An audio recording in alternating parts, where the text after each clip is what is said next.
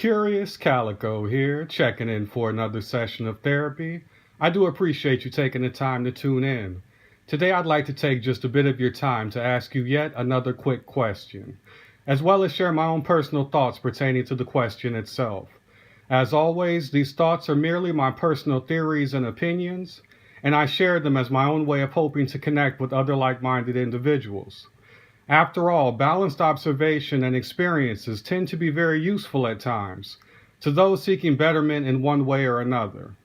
But with that out of the way, let's get to the question currently up for discussion. Why use force when you can become one? Now, before we dive further into the question directly, Dictionary.com defines force as a noun, as physical power or strength possessed by a living being. The same source defines force as a verb, to compel, constrain, or oblige oneself or someone to do something. With that clarification now out of the way, let's begin this discussion with force defined as a verb and circle back around to the noun definition previously provided. To further clarify my stances with regard to this commentary, an individual using force I would normally categorize with the verb definition previously provided. And I would further describe this type of person as someone who clearly knows the right way to go about doing things, and are fully aware that doing things the right way brings about the results in which they truly desire.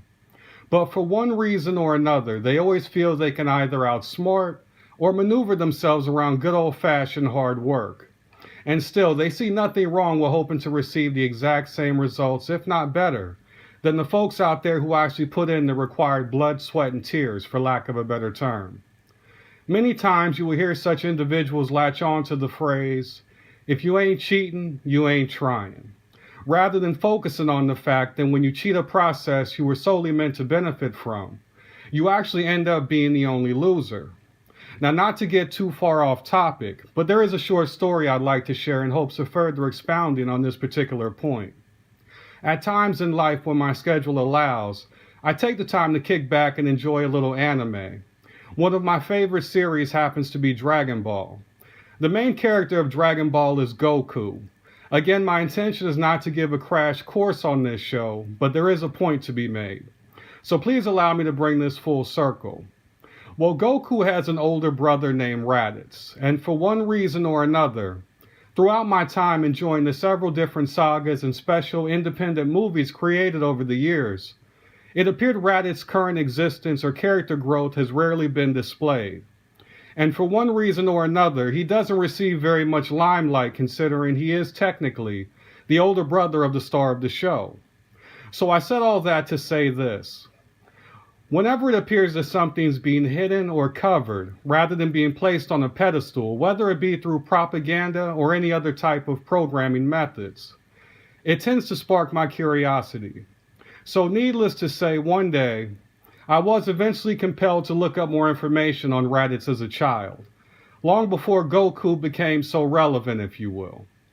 And I came across an interesting story involving Raditz and a friend of his. And again, to make a long story short and hopefully minimize any spoilers for those who may later research this story, Raditz and his friend defeated another warrior in a tournament by simply cheating.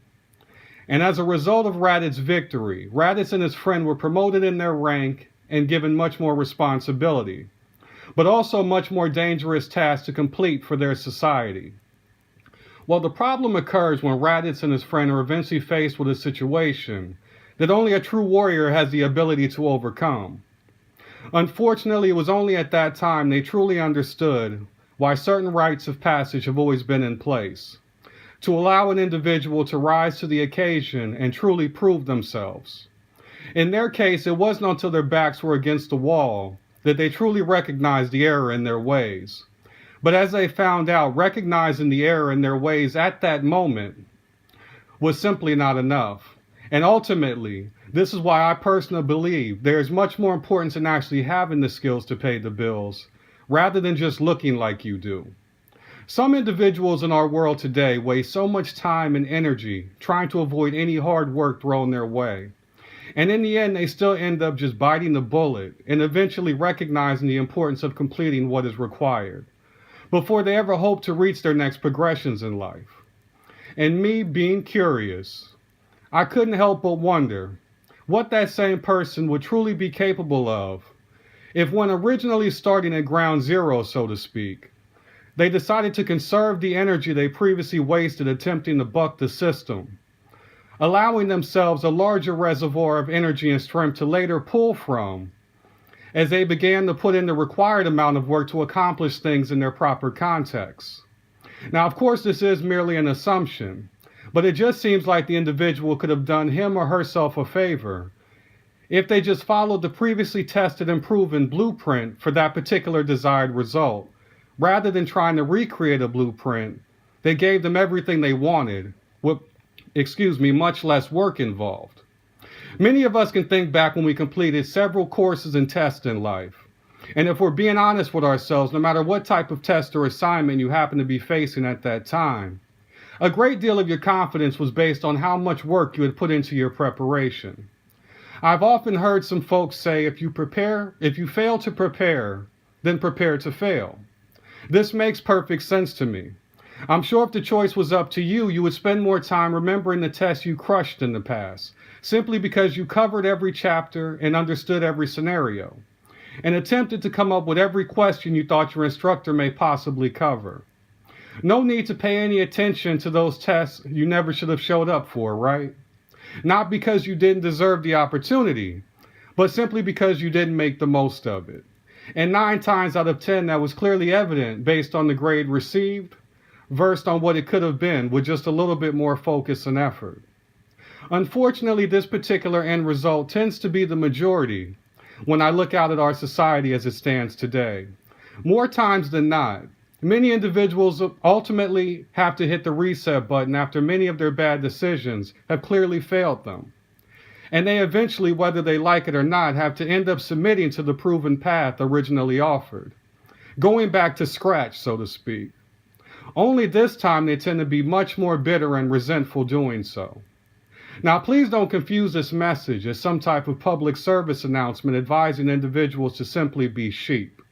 There's absolutely nothing wrong with challenging any information placed in front of you, especially in this day and age when you can fact check any statement in the blink of an eye, as long as you clearly understand why you are challenging the information.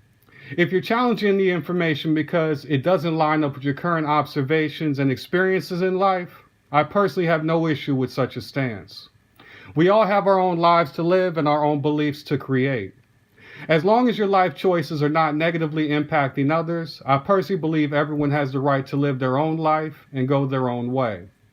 But if you happen to be challenging the information simply because you don't want to put in the necessary effort, I would then classify you as an individual who would rather use force than become one. Now, it is fair to assume after such a statement, one may then pose the question, well, how do you become this force you speak of? Now, keep in mind, I can only answer this question based on the force I personally speak of, if we're going to keep things intellectually honest. But it refers back to the theoretical equation I previously toyed around with, asking what result would have possibly come forward if the previously mentioned individual using force simply followed the blueprint to success originally given and received the promised success, or in other words, simply became a force. And again, this is of course theory, but let's have some fun with this for a minute. And of course, we can't pinpoint what the individual would specifically do with the free time or energy acquired by simply doing things the right way and being rewarded for doing so. But it is safe to assume that the energy or the time would now not be wasted trying to come up with a more clever way for them to cheat their way to their goal. They have not only acquired all of the skills given to those who commit to doing things the right way, they have also acquired the understanding why things had to be done this way, why this particular process was in fact necessary, to achieve the results that were once desired by a former version of themselves. I would argue it is only at this particular phase in one's life they can look back with a balanced perspective and honestly review the ups and downs of the journey they have just survived. Only then can they apply the proper discernment to decide if anything really needs to be added or removed from the wisdom they just utilized during their recent progression. Because only then will the assessment be from the lens of an individual that truly understands what is required for the task at hand, and is clearly not intimidated by all of the work, sacrifice, and discipline required to see things through to the very end. Before any cheat codes or cliff notes are left behind for later assistance, they can proudly say they never required such assistance. Nonetheless, when an individual reaches this particular point in their journey, I am more inclined to place them into the becoming a force category. The key factors I generally feel distinguish those who would rather use force than actually become one is simply effort, drive, and determination. And to be perfectly honest with you, that puts all of us on a beautiful playing field in my humble opinion. Those three previously mentioned factors are possessed by every individual on this planet. And although some of us are born into better situations than others, as long as you're willing to focus more on what you have and less of what you don't, that perspective provides you with a laser-sharp vision, allowing yourself to remain focused on becoming the next great thing, or a force as previously mentioned. And when the time is finally right and your particular number is called, what will you do? How will you decide to proceed? Some will continue to cheat themselves and always attempt to use force. Others will do themselves a favor and eventually realize the importance of becoming one. Either way, always remember to take the time to ask yourself, and be sure to keep things truthful. If with no one else, please do so with yourself. But get away from that window and place your focus on that mirror. Look yourself in the eyes and honestly ask yourself, why are you challenging the information?